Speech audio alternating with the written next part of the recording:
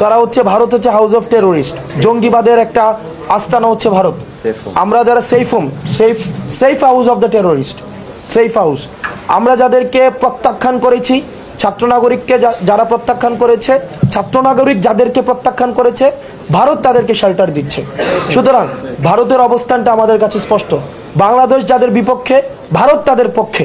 সুতরাং ভারতের এই যেই ডিপ্লোম্যাটিক স্ট্র্যাটেজি, এই স্ট্র্যাটেজি আমাদের কাছে প্রশ্নের, আমরা তাদেরকে এই ডিপ্লোমেসিকে আমরা প্রশ্ন করি। তারা এই স্বাধীনতা সার্বভৌমত্বকে তারা প্রশ্ন করছে। এখন আমরা দেখছি হাসিনা এবং হাসিনা গং, এই পুরো শক্তি ভারতের রাষ্ট্র কাঠামোর সুবিধা নিয়ে, ফাইন্যান্স নিয়ে, তাদের মিডিয়াকে ব্যবহার করে বাংলাদেশের বিপক্ষে তাদের অবস্থান চালিয়ে যাচ্ছে। সেই জায়গাতে আমরা আমাদের আন্দোলন অব্যাহত রাখছি, লড়াই সংগ্রাম অব্যাহত আছে। একই সাথে সাথে আমাদের মিডিয়াতে আপনারা যারা রয়েছেন, আপনাদের সরব উপস্থিতি আমাদের প্রয়োজন। আপনারা এখনো পর্যন্ত দেখছি বাংলাদেশের মিডিয়া এখনো পর্যন্ত আপনারা এই খুনি হাসিনাকে, ফ্যাসিস্ট হাসিনাকে আপনারা সাবেক প্রধানমন্ত্রী হাসিনা হিসাবে সম্বোধন করেন, যেটি আমাদেরকে জাতি হিসাবে বিব্রত করে। আপনাদেরকে এই যে শব্দের জায়গা থেকে, আপনাদের প্রচারের জায়গা থেকে আপনাদেরকে মিডিয়াকে বলতে হবে পলাতক ফেসিবাদী শেখ হাসিনা। যতক্ষণ পর্যন্ত না এই পলাতক ফেসিবাদী, আপনারা বলেন যে মিডিয়াতে যে হাসিনা বিদায় নিয়েছে, হাসিনাকে বিদায় নিয়েছে, হাসিনা পালাতে বাধ্য হয়েছে, হাসিনা পালিয়ে গিয়েছে। সুতরাং এই বিষয়গুলো আপনারা মিডিয়াতে আপনাদের জোরালো বক্তব্য অব্যাহত রাখতে হবে। দ্বিতীয়ত, আমাদের বাংলাদেশে যে সাম্প্রদায়িক সম্প্রীতিটি রয়েছে সেটিকেও আপনারা উপস্থাপন করতে হবে। এবং আলিফ ভাইকে দিন দুপুরে একটি সংখ্যাগরিষ্ঠ মুসলমান দেশ সত্ত্বেও বাংলাদেশে যেভাবে দিনের দুপুরে জবাই করে হত্যা করা হয়েছে, সেটির পরেও আমাদের আলেম ওলামা সমাজ এবং আমরা যে ধৈর্যের পরিচয় দিয়েছি, সেটি হচ্ছে গণ অভ্যুত্থানের শক্তি। এই গণ অভ্যুত্থানের পরে হচ্ছে এই ধৈর্যের আমরা পরিচয় দিয়েছি, যেটি হচ্ছে 5ই আগস্টে মন্দির পাহারা থেকে শুরু করে এখনো পর্যন্ত আমরা আমাদের এই ধৈর্যের পরিচয় অব্যাহত রয়েছে, কারণ আমরা সাম্প্রদায়িক সম্প্রীতিতে বিশ্বাস করি। কিন্তু পার্শ্ববর্তী দেশ ভারত, আমরা স্পষ্ট ভাষায় বলতে চাই, পার্শ্ববর্তী দেশ ভারত এই জঙ্গিদেরকে পৃষ্ঠপোষকতা দিচ্ছে, এই উগ্রবাদী হিন্দুত্বকে পৃষ্ঠপোষকতা দিচ্ছে। এই পৃষ্ঠপোষকতা দিয়ে safe house of the terrorist হিসেবে পরিচিত হচ্ছে। আমাদের শত্রুকে, আমাদের বাংলাদেশের জনগণ যাদেরকে প্রত্যাখ্যান করছে, তারাই তাদেরকে আশ্রয় দিচ্ছে, প্রশ্রয় দিচ্ছে, তাদেরকে পৃষ্ঠপোষকতা দিচ্ছে। আমাদের এই হাসিনাকে বাংলাদেশের মানুষ প্রত্যাখ্যান করছে। সুতরাং ভারতকে আমরা আহ্বান জানাবো, আপনারা জনগণের দৃষ্টিতে আপনারা বাংলাদেশকে দেখুন, আওয়ামী লীগের দৃষ্টিতে না দেখে। আমরা স্পষ্ট বলেছি, আমার ইন্টেলিজেন্সের এটা complete failure of the intelligence. দেখুন, প্রশাসন কাঠামোতে যে রদবদলটি হয়েছে সেটা হচ্ছে পোস্টিং হয়েছে। ঢাকার মানুষ চিটাগং, চিটাগং মানুষ ঢাকায়, ঢাকার মানুষ রাজশাহী, অর্থাৎ তার আহতের রক্ত এবং শহীদের রক্ত হাতে নিয়ে তারা বাংলাদেশের বিভিন্ন জায়গায় পোস্টিং হয়েছে। আমরা এই জিনিসটিকে সাধুবাদ জানাই না।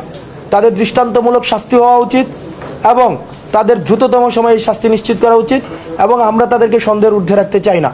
যারা এই 16 বছর হাসিনার লেসপেন্সারগিরি করেছে, সুবিধা নিয়েছে, যারা এই ফেসিবাদ কাঠামো প্রতিষ্ঠিত করেছে, তারাই আবার অন্তর্বর্তীকালীন সরকারের আমরা যে শক্তি, আমরা যে এই বাংলাদেশ গঠন করছি, এই গঠনে তারাই আবার এখন সহযোগী হিসাবে রূপ পাল্টিয়েছে। সুতরাং তাদের এই পাল্টানো রূপকে আমরা স্বাগত জানাই না। এই জন্যই আমরা দাবি তুলেছি যে অ্যাডমিনিস্ট্রেটিভ রিকনস্ট্রাকশন বা রিস্ট্রাকচার সেটি হতে হবে।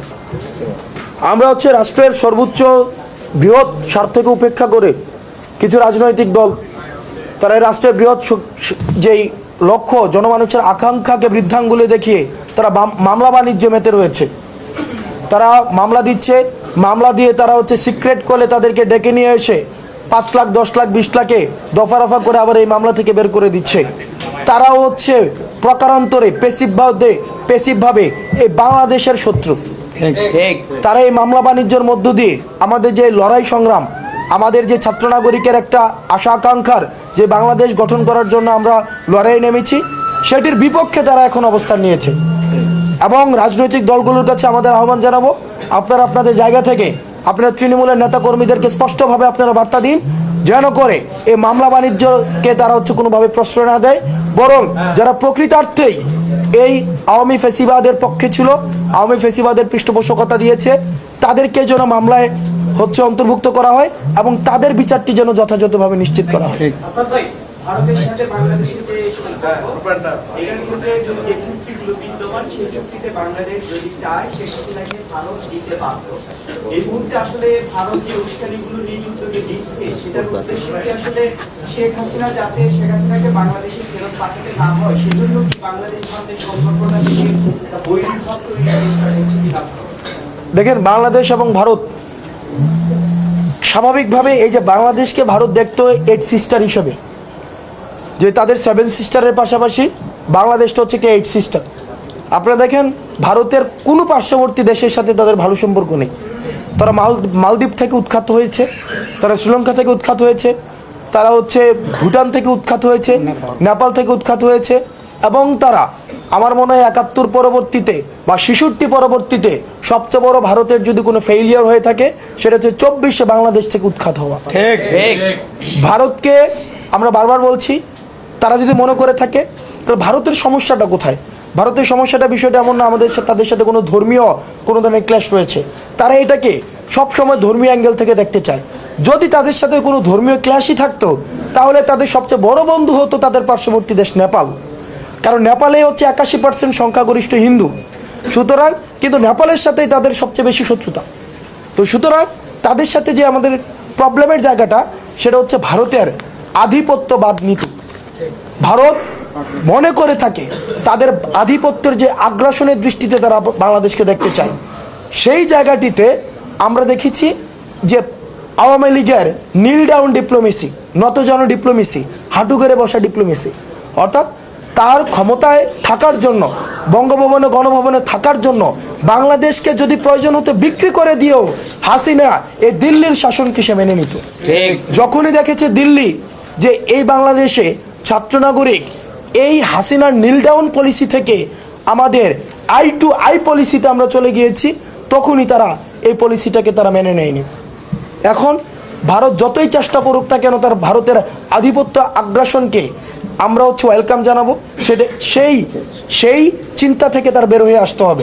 ভারতের সাথে আমাদের সম্পর্ক হবে ন্যায্যতার ভিত্তিতে, ভারতের সাথে আমাদের সম্পর্ক হবে চোখে চোখ রেখে, এবং সেটির জন্য আমরা চাই এই অন্তর্বর্তীকালীন সরকার আওয়ামী সরকারের সাথে যেই ভারতের যেই চুক্তিগুলো হয়েছে সেই চুক্তিগুলি জনসম্মুখে নিয়ে আসুক, এবং যেই পানির যেই ন্যায্য হিস্সা সেটিকে নিশ্চিত করা হোক। এবং আমরা চাই ভারতের সাথে আমাদের রাষ্ট্রের সাথে রাষ্ট্রের সম্পর্ক হোক, জনগণের সাথে জনগণের সম্পর্ক হোক। ভারতের সাথে আওয়ামী লীগের সম্পর্ক যেটি এতদিন চলে আসছে সেটিকে আমাদের অতীত করতে হবে।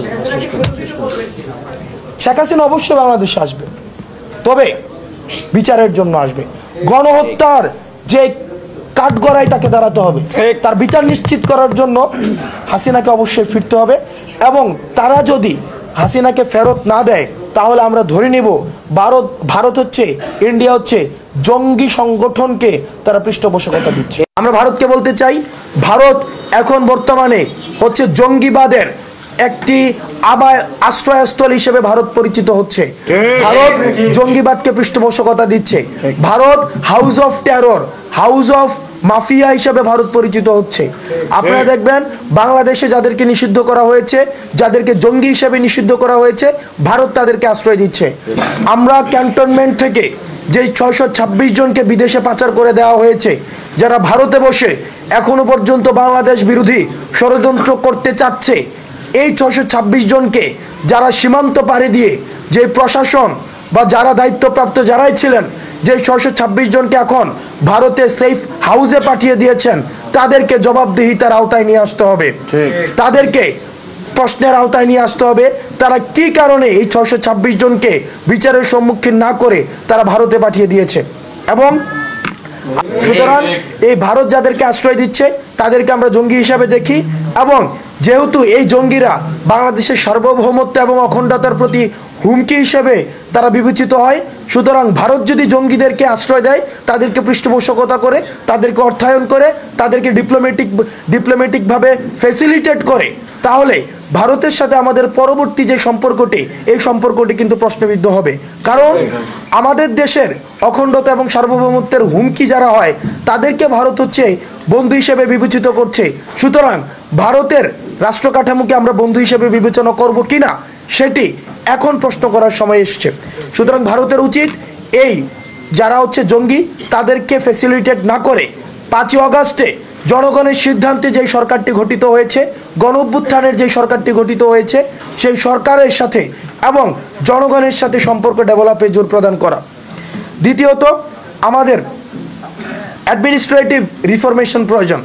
আপনারা জানেন গত 16 বছর ধরে আমাদের এই অ্যাডমিনিস্ট্রেশনের একদম প্রাথমিক পর্যায় থেকে মাঠ কাঠামো থেকে সচিবালয় পর্যন্ত সর্বোচ্চ কাঠামো পর্যন্ত অ্যাডমিনিস্ট্রেশনের পদে পদে স্বৈরাচারের দূষর, স্বৈরাচারের সুবিধাভোগীরা যারা সুবিধাভোগী তারা সেখানে আখড়া বানিয়ে বসেছে। আমাদের শুধুমাত্র হাসিনার পতন হয়েছে, কিন্তু তার মুরিদ যারা রয়েছে তারা কিন্তু এই ক্ষমতা কাঠামোর স্তরে স্তরে তাদের অবস্থান তারা রেখেছে এবং মিডিয়ার মধ্যেও তাদের সরব অবস্থান রয়েছে। সুতরাং মিডিয়া কর্মী আপনারা যারা রয়েছেন, আপনারা বস্তুনিষ্ঠ সংবাদ পরিচালনার মধ্য দিয়ে, পরিবেশনের মধ্য দিয়ে এই অ্যাডমিনিস্ট্রেশন রিফরমেশনের যে দাবিটি, সেই দাবির পক্ষে আপনারা জনমত গঠন অলরেডি যেটি রয়েছে সেটির প্রচারে এবং প্রসারে আপনারা আপনাদের অবস্থান, আপনার ইতিবাচক অবস্থান জারি রাখবেন।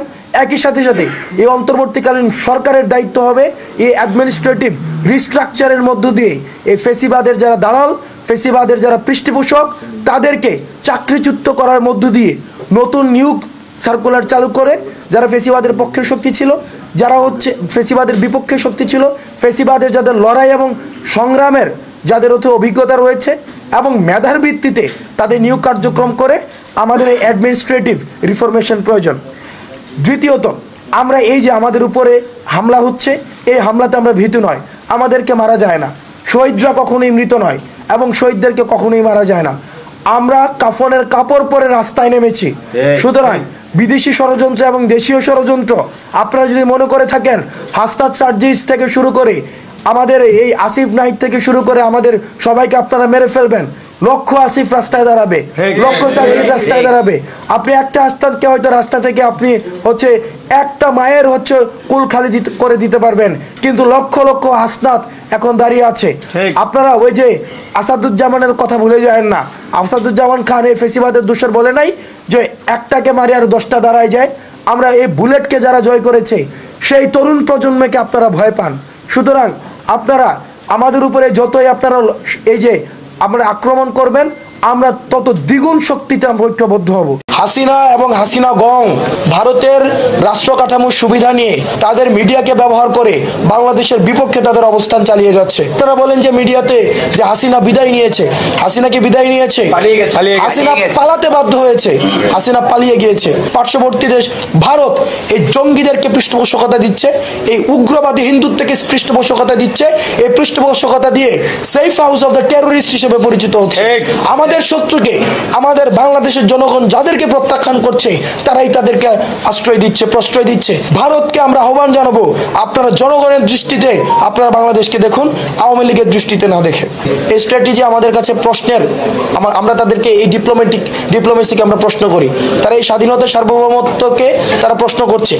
এখন আমরা দেখছি হাসিনা এবং হাসিনা গং এই পুরো শক্তি ভারতের রাষ্ট্র কাঠামোর সুবিধা নিয়ে, ফাইন্যান্স নিয়ে তাদের মিডিয়াকে ব্যবহার করে বাংলাদেশের বিপক্ষে তাদের অবস্থান চালিয়ে যাচ্ছে।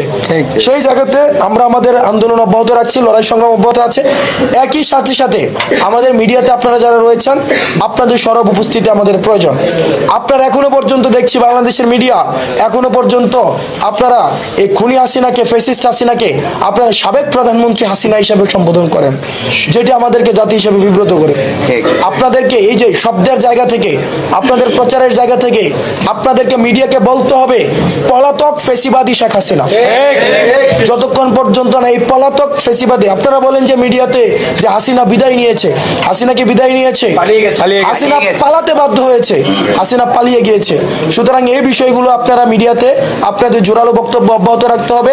দ্বিতীয়ত, আমাদের বাংলাদেশে যে সাম্প্রদায়িক সম্প্রীতিটি রয়েছে সেটিকেও আপনারা উপস্থাপন করতে হবে এবং আলিফ ভাইকে দিন দুপুরে একটি সংখ্যাগরিষ্ঠ মুসলমান দেশ সত্ত্বেও বাংলাদেশে যেভাবে দিনের দুপুরে জবাই করে হত্যা করা হয়েছে, সেটির পরেও আমাদের আলেম ওলামা সমাজ এবং আমরা যে ধৈর্যের পরিচয় দিয়েছি সেটি হচ্ছে গণ অভ্যুত্থানের শক্তি। এই গণ অভ্যুত্থানের পরে হচ্ছে এই ধৈর্যের আমরা পরিচয় দিয়েছি, যেটি হচ্ছে 5ই আগস্টে মন্দির পাহারা থেকে শুরু করে এখনো পর্যন্ত আমরা আমাদের এই ধৈর্যের পরিচয় অব্যাহত রয়েছে, কারণ আমরা সাম্প্রদায়িক সম্প্রীতিতে বিশ্বাস করি। কিন্তু পার্শ্ববর্তী দেশ ভারত, আমরা স্পষ্ট ভাষায় বলতে চাই, পার্শ্ববর্তী দেশ ভারত এই জঙ্গিদেরকে পৃষ্ঠপোষকতা দিচ্ছে, এই উগ্রবাদী হিন্দুত্বকে পৃষ্ঠপোষকতা দিচ্ছে, এই পৃষ্ঠপোষকতা দিয়ে safe house of the terrorist হিসেবে পরিচিত হচ্ছে। আমাদের শত্রুকে আমাদের বাংলাদেশের জনগণ যাদেরকে প্রত্যাখ্যান করছে তারাই তাদেরকে আশ্রয় দিচ্ছে, প্রশ্রয় দিচ্ছে, তাদেরকে পৃষ্ঠপোষকতা দিচ্ছে। আমাদের এই হাসিনাকে বাংলাদেশের মানুষ প্রত্যাখ্যান করছে। সুতরাং ভারতকে আমরা আহ্বান জানাবো, আপনারা জনগণের দৃষ্টিতে আপনারা বাংলাদেশকে দেখুন, আওয়ামী লীগের দৃষ্টিতে না দেখে। আমরা হচ্ছে রাষ্ট্রের সর্বোচ্চ বৃহৎ স্বার্থকে উপেক্ষা করে কিছু রাজনৈতিক দল তারা এই রাষ্ট্রের বৃহৎ যেই লক্ষ্য জনমানুষের আকাঙ্ক্ষাকে বৃদ্ধাঙ্গুলে দেখিয়ে তারা মামলা বাণিজ্য মেতে রয়েছে। মামলা বাণিজ্যের মধ্য দিয়ে আমাদের যে লড়াই সংগ্রাম, আমাদের যে ছাত্র নাগরিকের একটা আশা আকাঙ্ক্ষার যে বাংলাদেশ গঠন করার জন্য আমরা লড়াই নেমেছি, সেটির বিপক্ষে তারা এখন অবস্থান নিয়েছে।